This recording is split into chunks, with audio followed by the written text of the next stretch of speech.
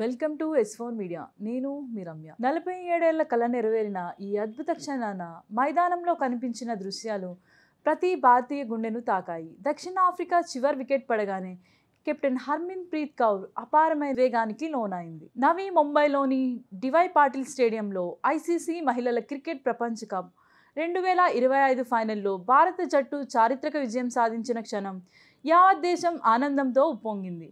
క్రీడాకారులు, అభిమానులు, కోచ్లు, క్రికెట్ దిగ్గజాలు అందరి కళ్ళల్లో కనిపించిన ఆనంద బాష్పాలు, అపూర్వమైన సంబరాలకు సంబంధించిన వీడియోలు సోషల్ మీడియాలో వైరల్ అవుతున్నాయి. 47 ఏళ్ల కల నెరవేరిన ఈ అద్భుత క్షణాన మైదానంలో కనిపించిన దృశ్యాలు ప్రతి భారతీయ గుండెను తాకాయి.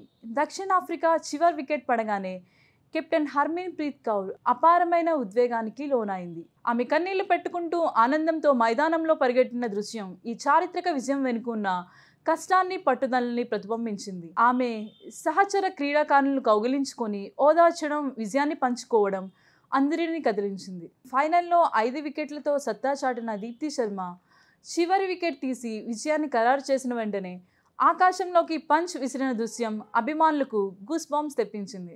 మ్యాన్ ఆఫ్ ది మ్యాచ్ అయిన షఫాలి శర్మ సహచరులతో కలిసి డాన్స్ వేస్తూ ట్రోఫీని గర్వంగా ముద్దాడిన వీడియోలు యువతలో స్ఫూర్తిని నింపాయి. నావీ ముంబైలోని డివై పాటిల్ స్టేడియంలో సుమారు 45,000 మంది అభిమానులు ఈ చారిత్రక విజయాన్ని కల్లారా చూశారు. మ్యాచ్ ముగియంగానే స్టేడియంలో అంతా త్రివర్ణ పతాకాలతో నిండిపోయింది.